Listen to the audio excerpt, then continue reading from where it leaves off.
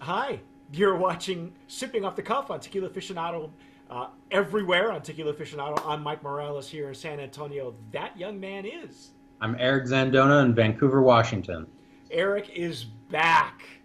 He Yeah. spent a residency in in uh, in Oaxaca, and we're don't worry, we will have a chance to talk to Eric in depth about his time in Oaxaca. He had a couple of really cool projects he was working on, but for now, we're going to go from Oaxaca to Sonora, Yeah. and we are dissecting and experimenting with Santo Cuviso.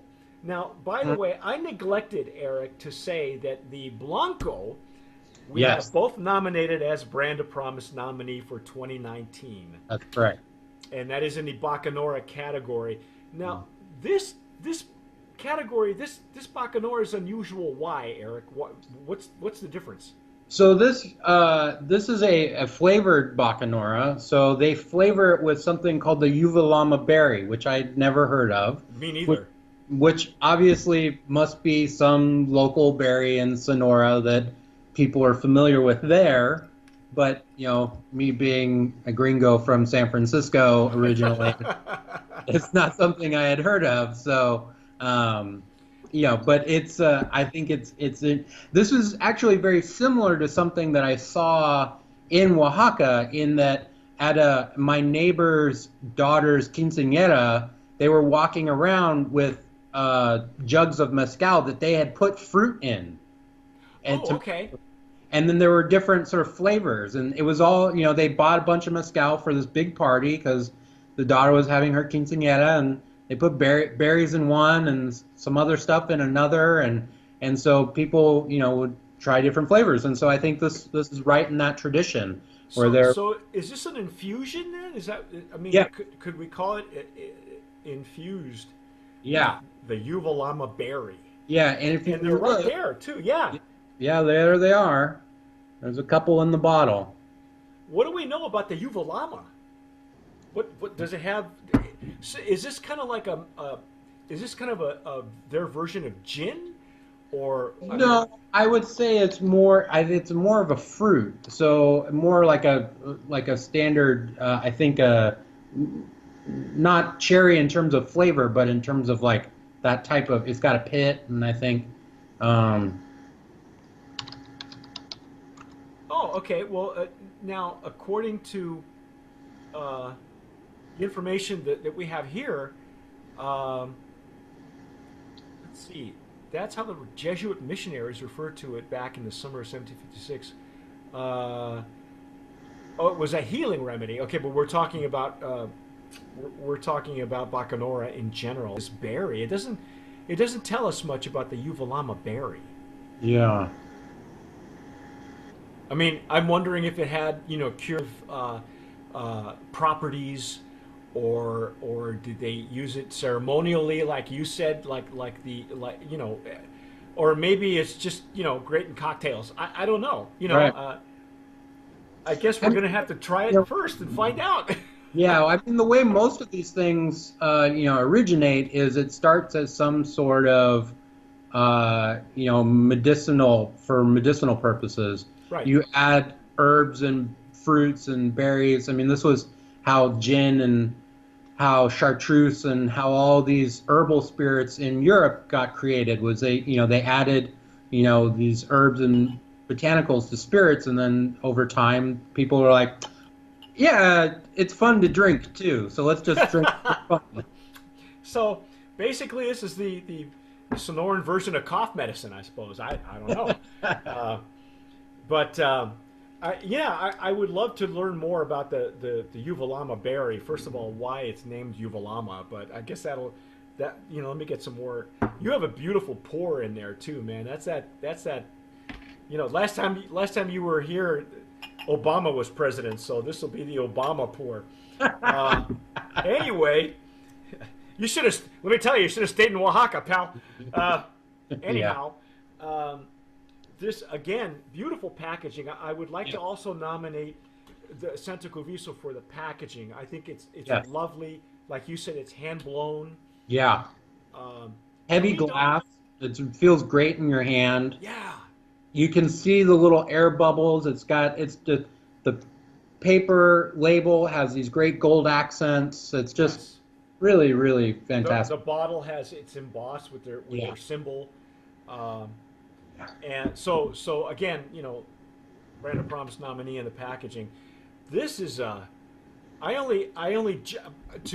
be fair and honest, I have not had this. I just popped the seal on this one, um, and oh my gosh, the nose on this one is Yeah. it's now. Do we know? Does it tell us on the sell sheet? Let me check and see how long is this aged in barrels? That is an Each barrel of Bacanora is handcrafted from 100%. No, but it doesn't tell us what barrels. It just again, the information we have is simply about the Yeah, juice. I don't think this is aged in like wood barrels. I think they probably put it in some sort of container and then add the berries to it. So To it could be like a big damajuana, like a big glass container maybe, or Yeah, maybe or yes, it might be like a spent barrel, that has given up given up the ghost as it were. Uh, so I think the color is coming from the berries itself rather no than from kidding. wood. It is lovely. Again, the legs and tears on this is very similar to the Blanco, to the unaged Yeah. version. But I love this nose. Yeah. It almost smells like it's been aged in a barrel. Hmm. But I'm also getting the herbal accents. Are you getting that or Yeah, there's a little bit of herbaceousness to it, but there's also this hint of like I'm getting sort of like blackberry kind of fruitiness.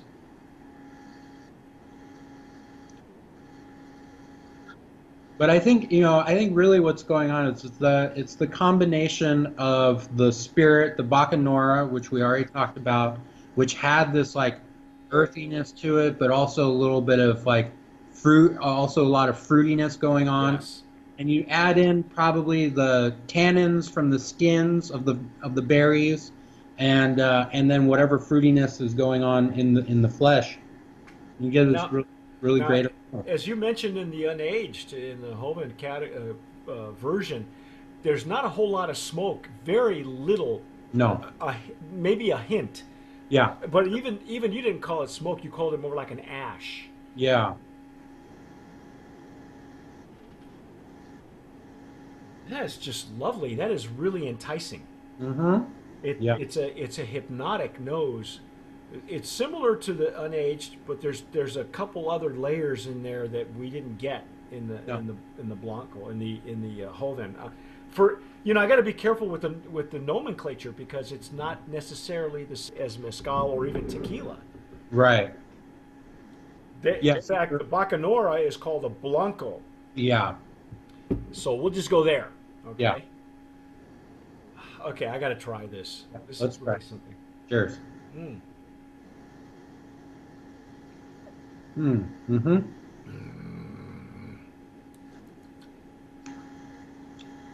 Oh my God! That's delicious. Wow! Mm-hmm. Holy cats! I've never had this before, and I've had it's a handful of Bacanoras. As I said, we're seeing here on Tequila Aficionado, it's a burgeoning category. Yeah. People are migrating to looking for something different than the cookie cutter tequilas that are out there. Oh my goodness!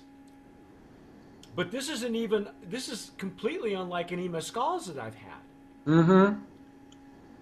Yeah. So the flavor gets really, I would say, sort of rounded out from the Blanco to the Uvalama. There's more layers of sort of berry fruit. There is a sense of woodiness as well. That might just simply be from any pits or Stems and pieces, right? yeah, yeah. Yeah, yeah. Um, And there's a on the tongue. It's not just alcohol. There's this little bit of like tingly menting on the tongue, which is just really, I don't know. It just makes you want to drink some more. Yeah, this is some dangerous stuff, man. It's lovely. It really is different. It is now off camera. We were told that the Blanco is available in California. Yeah, This varietal, however, is still in process. yeah. It's on its For way. it's on its way, but you gotta try this one. Oh my goodness! Wow. You know what this reminds me of, Hmm. Eric, and maybe it reminds me of the first time I had a pachuga. Oh, uh-huh. You Yeah, know, where you're not you don't know what to expect. You hear the process. right. I've never witnessed it. You may have. You know, now that you have Oaxaca under your belt. Yeah. Um, but I've never witnessed the process. I've only heard it described to me from master distillers, actually, from Maestro Mezcaleros. Yeah. But when I had my first pechuga, I was completely shocked because it was like having chicken soup, you know, or turkey soup. It was like soup with alcohol. It was like, oh my gosh, you know, Yeah.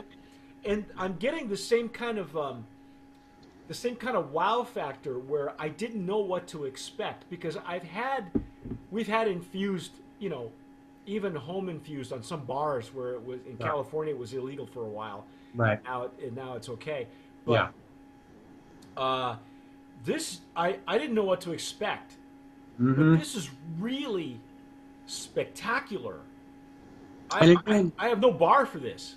yeah, it's really delicious. And again, like this is a very, you obviously Sonora and Oaxaca are worlds away in Mexico, but this is a very traditional process. You take a spirit and you add some local botanicals, some local fruits into it, and it transforms the spirit into something else. You just double your flavor profile, and you just like so You know, really tasty. it's really spectacular, ladies and gentlemen. This is and it's very approachable too. Yeah. I would say that the Blanco has more of a stronger finish. When Yeah. you said this was rounded out, I think the round out happens in the finish. I have a short to medium finish. It's not that Yeah. warm fuzzy that you Yeah. got with the Blanco. And it's still 45% alcohol.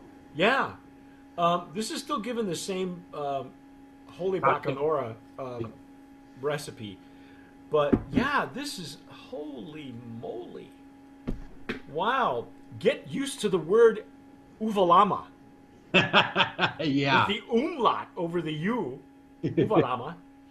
Not to be confused with umami, which I'm still getting used to. Yeah. Uh, wow. Mm. You know what you should do with this is just pour some. By the way, I'm using the Stossel de Jarrito, and this is the one for generally for mezcals and other agave spirits. And you'd probably just be better served by opening up and letting it breathe and let it just fill the room. You Yeah. know, because that's some spectacular stuff. Yeah. Wow. Anything else we want to say about this thing? There's a little bit, I get a little bit of sense of like some like light sort of tobacco notes. And to me, this I think this is actually something that might pair well with like a light-bodied cigar. So You're probably right. Well, you know, I'll have to experiment for sure yeah. because you know, I'm finding that it's clinging to my palate, and Hmm. on my palate, once it's gone, I can taste the smoke. I can Yeah. taste the roasted, you know, and that's obviously by design. Yeah. Um, I think you're right. This would pair with a mild, it's like a Connecticut wrapper, Yeah. you know, something Yeah. in a Connecticut wrapper. Um, I will say that for cigar aficionados, and I am one of them. Yeah. I understand now that I have had cigars from Costa Rica, which I thought were way too mild for me, but now I see that the Costa Rican cigars are beginning to make a comeback, and maybe they've improved on their tobacco. If they're as mild or milder with more flavor than Yeah. they were when I had them years and years ago. This might work very, very well with a nice Costa Rican cigar. So I'll have to try that. As a matter of fact, you know what? I'm going to see if I can't get us some samples from a Costa Rican cigar importer, and if I can Yeah. get one for you, so we can kind of do. I've never done that before, but Yeah. I think it'd be really really great to do a cigar and Bacanora or cigar and agave spirit pairing, and go through those steps and see Yeah. what we come up with. Yeah, that would I be. love this nose. This is a spectacular. Just I can't. California. As soon as they get it, you guys Yeah. are gonna be just thrilled. And this is, I mean, my sense is like this is a real like celebratory spirit in Sonora. You're not drinking this alone on a Wednesday night. This is a party. You're having a party. It's your daughter's having her quinceañera. You're having the family over. It's Thanksgiving. Like this, you're having a party. This is Yeah. the one you want. That's the one you want. So it's the party. It's the Santo Cuviso party Yeah. version of the Uvalama part. I guess that's how it translates. Uvalama must mean having a party in a bottle. I don't know. It's a celebration. It's a celebration. It's really wonderful. There you go. That's our take on Santo Cuviso, the Uvalama expression from Santo Cuviso and from Priest Imports. Thanks again for making this happen. But stick with us. We have one more expression to go through. Eric and I. You've been watching Sipping Off the Cuff on Tequila Aficionado Media. Please subscribe to any platform that you're watching us. I'm here. Eric in Vancouver, Washington. That's Eric Zandona. By the way, if you folks might be familiar with Eric, you're the president of the American Distilling ADI, right? Yeah, so I run our spirits competition. So I oversee the competition year to year, and then I also write about liquor. And I have a book about tequila and mezcal coming out in April. So super excited. We'll be talking about that shortly. But whatever you do, tomar sabiamente. Sip wisely.